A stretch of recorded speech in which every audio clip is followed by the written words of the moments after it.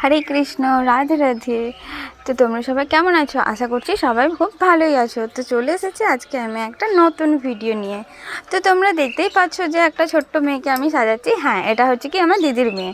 তো আজকে আমি ঠিক করেছি যে আমি তো অনেককে সাজিয়েছি, ওকেও এর আগে আমি সাজিয়েছি, তোমরা নিশ্চয়ই দেখেছো ভিডিওতে। তো আমি আজকে ঠিক করেছি কি আজকে আমি ওকে বউ সাজাবো। তো তার জন্য ওকে বললাম একবার যে চল আজকে তোকে আমি বউ সাজাবো। তো ও তো সাজতে সবসময় খুব ভালোবাসে। তো তারপর নিজেই ও চলে এসেছে সমস্ত আমার মেকআপের প্রোডাক্ট নিয়ে। ও নিজেই চলে এসেছে যে চলো আমি সাজবো। তো দেখো তারপর ওকে আমি সাজতে বসে গেছি। তো তোমরা সবাই জানো যে কিছুদিন আগে প্রচণ্ড টেম্পারেচার ছিল। তো আমার এই সাজানোটা, এই ভিডিওটা তখনকারই ছিল, একটু লেট হয়ে গেছে আমার পোস্ট করতে। তো এত গরমের মধ্যে আমার এটাই টেনশন ছিল যে ও ঠিক মতন সাজতে পারবে কি না বসে এই গরমের মধ্যে। তো যাই হোক, ও ঠিক মতোই সেজে নিয়েছিল। তো তারপরে তো আমি দেখো দুটো ফ্যান ওর মুখের সামনে রেখেছিলাম, কারণ কি যাতে ওর ঘামটা কম হয় সেই জন্য।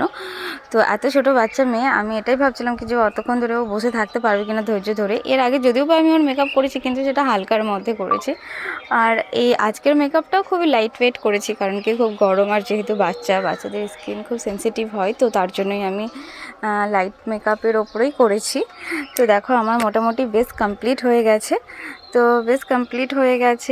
তো দেখো ও তো খুব হাসছে, মানে ও খুব ভালো লাগে খুব সাজতে, যেহেতু ও নাচ শেখে তার জন্য ও আরও বেশি সাজতে পছন্দ করে।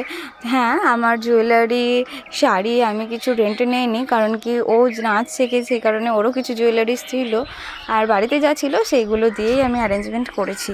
তো দেখো আমার মেকআপ মানে ফেস মেকআপ কমপ্লিট হয়ে গেছে। তো তারপর আমি আই মেকআপ শুরু করে দিয়েছি।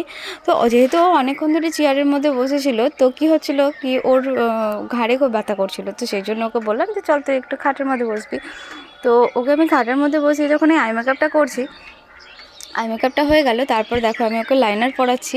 তো লাইনার পরিয়ে ওকে বললাম যে তুই 1 মিনিট মতো চোখটা একটু বন্ধ করে রাখতে। দেখো ওর অবস্থা, চোখটা বন্ধ করতে করতে ওর ঘুমই ধরে গেছে অনেকক্ষণ ধরে, যেহেতু বাচ্চা মেয়ে বসেছিল।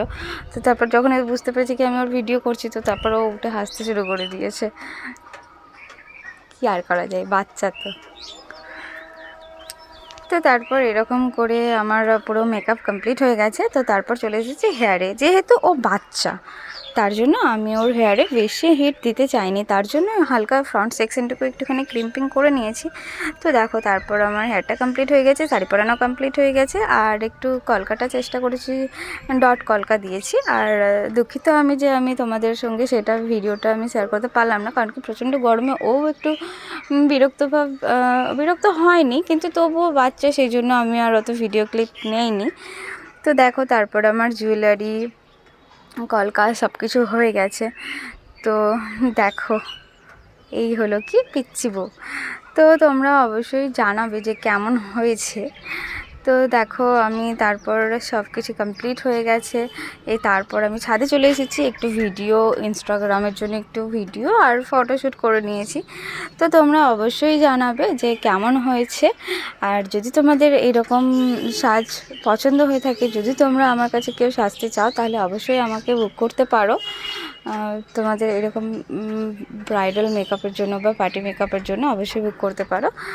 তো তোমরা দেখে অবশ্যই কমেন্টে জানাবে যে কেমন হয়েছে।